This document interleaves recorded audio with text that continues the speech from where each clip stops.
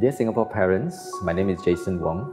I spent 17 years in the prisons, not as a prisoner, but as a prison officer.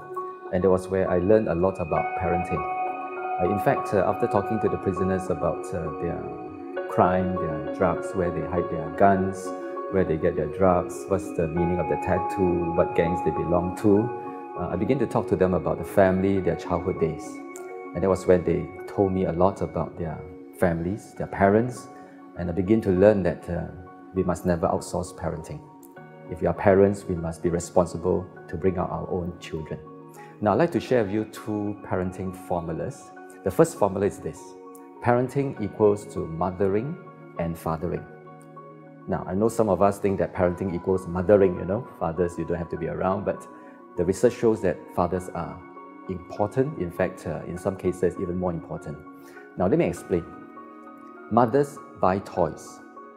Fathers are the toys. For example, if the children want a horse, the fathers become the horse, and the father will run around and the child will sit on the father like a horse. If the child wants an aeroplane, the fathers become the aeroplane. So the fathers are the toys, and this is important for children, roughhousing, to play with the child. Now, the other reason why mothering and fathering are different is that mothers protect children differently from the way fathers protect children.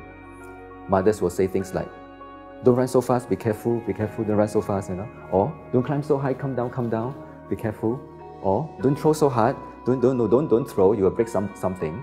But the way fathers approach this is that fathers will say things like, "Come on, run faster, especially for boys. Climb higher, go on, climb, I'll catch you, don't worry." Or "Throw, come on, throw again, not far enough, throw again." Does it mean fathers do not protect children?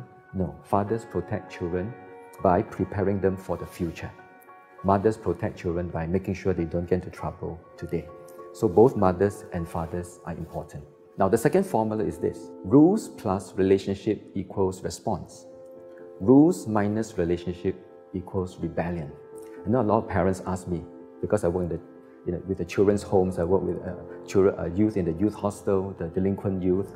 A lot of parents come and ask me, say, "How come my children, when they grow up, they don't listen to me, they rebel?"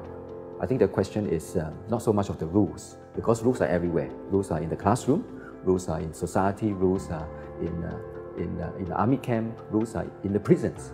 The question is whether they are relationship. If there's a positive relationship, there will be a response to the rules. But if there's a negative relationship, there will be rebellion. So if there's a positive relationship between a teacher and a student will listen to the teacher. If there's a positive relationship between a child and a parent, the child will listen to the parent. But if there's a negative relationship, for sure, there will be a lot of problems. But how do you invest in relationship? Well, time is needed. We invest in shares, we invest in property, we need finance, we need money. But for relationship, we need time. And we must never think that we can spend just quality time, but we need both quality time and the quantity time. So the two parenting formulas is fathers and mothers equals parents. So parenting needs mothering and fathering. The other one is rules plus relationship equals response, and rules, negative relationship equals rebellion. I wish all the mothers and fathers happy parenting. God bless.